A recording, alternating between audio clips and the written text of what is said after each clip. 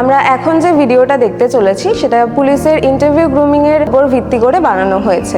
পুরো ভিডিওটাই আমরা আমাদের সেটআপে এবং আমাদের নিজস্ব এনভায়রনমেন্টের মধ্যে তোমাদের সামনে উপস্থাপনা করার চেষ্টা করেছি। আপনারা এই ভিডিওর মধ্যে যে সকল চরিত্রদের দেখছেন অবশ্যই কিন্তু এরা ইন্টারভিউ বোর্ডের সদস্য নয়। এই ভিডিওটার মধ্যে থেকে তোমরা পজিটিভ দিকগুলো মাথায় রেখে কিন্তু নিজেদের মতো করে ইন্টারভিউ এর প্রস্তুতি কিন্তু জোর কদমে নিতে পারো। আমি আসতে পারি? হ্যাঁ, এসো এসো।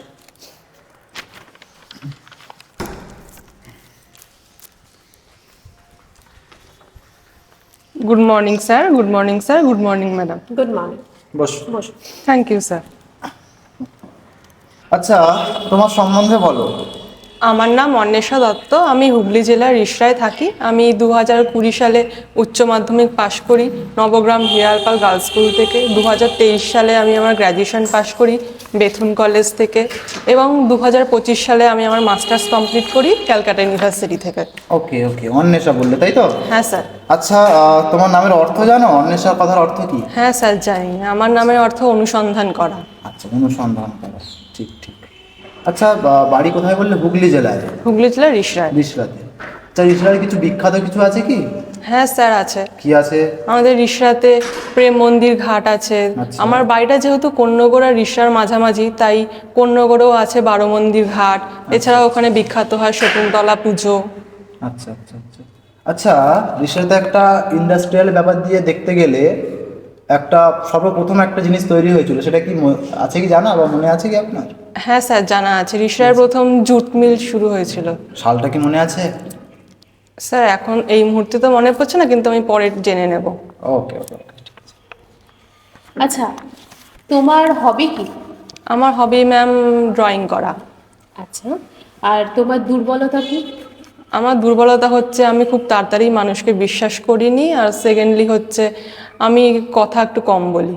আচ্ছা, আপনি বললেন আপনি কথা কম বলেন, ঠিক আছে, মেনে নিলাম। তো ধরুন আপনাকে রাতে ডিউটি দেওয়া হয়েছে, ঠিক আছে, বললাম আপনার হতে পারে আপনার ইচ্ছা নেই, মানে আপনি চাইছেন না রাতে ডিউটি করতে, কিন্তু আপনাকে ডিউটিটা দেওয়া হয়েছে, তো সেক্ষেত্রে আপনি কি করবেন? যেহেতু আমি আমার এই প্রফেশনটাকে চুজ করে নিয়েছি, তো না করে তার উপায় নেই, আমি এই কাজটা করবই।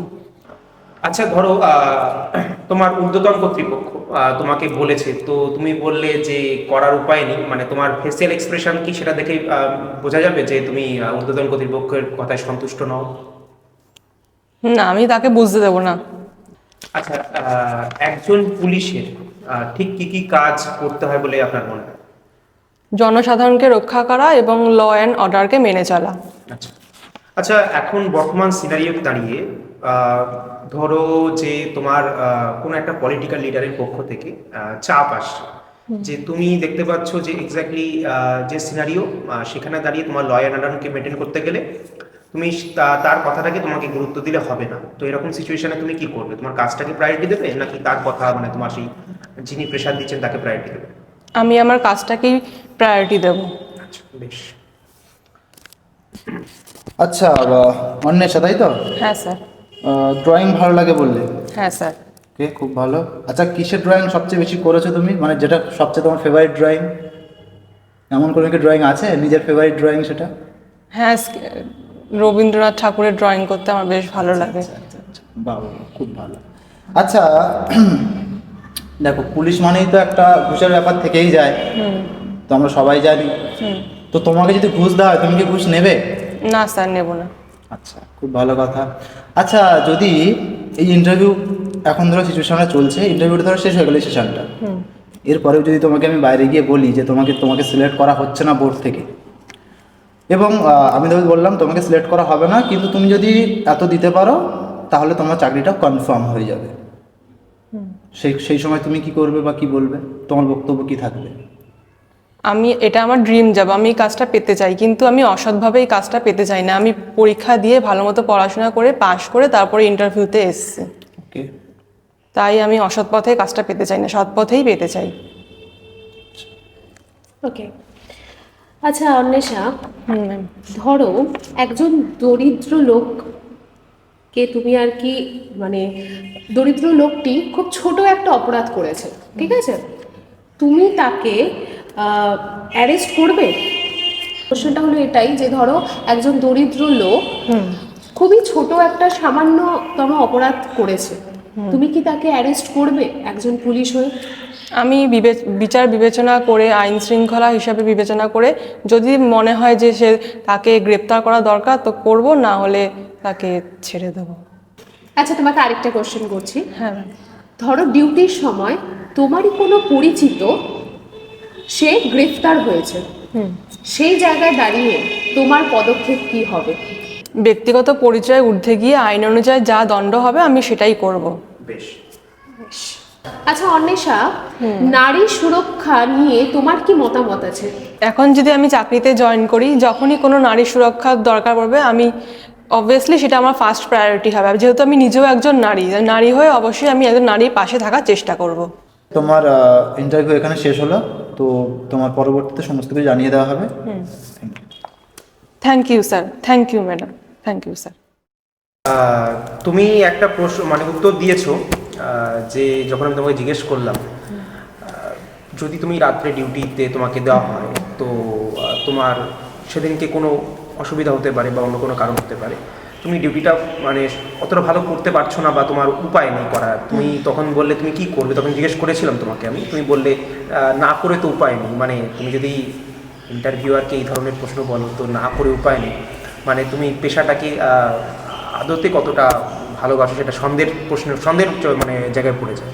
তোমাকে বলবো যে এই ধরনের উত্তর এইভাবে না দিয়ে, ঠিক আছে, আমার মনে হয় পজিটিভলি দেওয়া উচিত। পজিটিভলি কীরকম? ধরো তুমি বলতে পারো যে স্যার আমি অবশ্যই আমার যেহেতু কাজটা ফার্স্ট প্রায়োরিটি, আর আমি যেহেতু এই পেশাটাকে ভালোবেসে এসেছি আর এটার জন্য অনেক দিন ধরে আমি খেটেছি, মানে পরীক্ষা দিয়েছি, তারপর জয়েন করছি, তো সেক্ষেত্রে তোমার মধ্যে এই ফিলটা আসা উচিত যে স্যার আমি কাজটা করবো, কারণ কাজ আমার ফার্স্ট প্রায়োরিটি হওয়া উচিত, ঠিক আছে?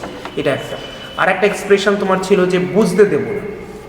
আমি যখন জিজ্ঞেস করলাম যে ধরো তোমার সিনিয়র তোমাকে বলছেন তুমি চাইছো না, তোমাকে ধরে ফেলতে পারে, তো আমি তাকে বুঝতে দেবো না, মানে খানিকটা ছল চলে আসছে ব্যাপারটা। দেখো এটা ঠিক আছে, তোমার চাকরি লাইফে অনেক কিছু হতে পারে, বাট যখন তুমি ইন্টারভিউটা দিচ্ছ তখন এটা ঠিক অ্যান্সার হয় না। মানে তুমি কাউকে বুঝতে দিচ্ছ না, মানে তুমি তাকে ধোঁয়াশার মধ্যে রাখছো। তার থেকে তোমার কাজটাকে তোমার কতটা তুমি ভালোবেসে করছো সেটা ফার্স্ট প্রায়োরিটি লিস্টে আসা উচিত। মানে সেক্ষেত্রে এই ধরনের জিনিসগুলো অ্যাভয়েড করো, বেটার। আচ্ছা, তোমার ক্ষেত্রে আমি একটা কথা বলবো, সেটা হচ্ছে আমাদের স্যার কিছুক্ষণ আগে তোমাকে জিজ্ঞাসা করেছিল যে তুমি কি ঘুষ নেবে, তো সেখানে তোমার উত্তর ছিল যে না, তুমি ঘুষ নেবে না। তো তারপরে তোমাকে স্যার বলেছিল ধরো ইন্টারভিউর শেষে তোমাকে আলাদা করে নিয়ে গিয়ে তোমাকে কিছু বলা হলো যাতে তুমি রাজি হয়ে যাও আর সেটা দেওয়ার জন্য রেডি থাকো, আর যাতে আমরা তোমাকে একেবারে এই পুলিশের চাকরিটা দিয়ে দিতে পারি। তো সেই ক্ষেত্রে আমি একটা কথা বলতে চাই, তোমার দুর্বলতা হচ্ছে তুমি বললে যে তুমি সবাইকে চট করে বিশ্বাস করে ফেলো। তো এই ক্ষেত্রে তো তাহলে তুমি আমাকেও বিশ্বাস করে নিতে পারবে যে হ্যাঁ, যে তুমি আমাকে টাকা দিলে আমি তোমাকে চাকরিটা দিচ্ছি কনফার্ম, তো তুমি তো আমাকে বিশ্বাস করে নেবে। তাই ইন্টারভিউর সময় এই ধরনের কথাগুলো কিন্তু ইউজ করবে না। আর ওই যে ইন্টারভিউর মধ্যে মাঝে মধ্যে ইংলিশ ইউজ করছিলে বা ফার্স্টলি সেকেন্ডলি এরকম করবো, এটা করবো, ওটা করবো না, বেশি ইংলিশ ইউজ করার কোনো দরকার নেই। কারণ তুমি যেহেতু ওয়েস্ট বেঙ্গল পুলিশের পরীক্ষা দিতে এসেছো বা পরীক্ষা দিয়ে চাকরি করতে এসেছো, তোমার যে এরিয়ার মধ্যে ডিউটি দেওয়া হবে সেটা অবশ্যই ওয়েস্ট বেঙ্গলের মধ্যেই, যার প্রধান ভাষা বাংলা, তাই সম্পূর্ণ বাংলাতেই বলবে, তাহলেই কিন্তু যথাযথ হবে, ঠিক আছে?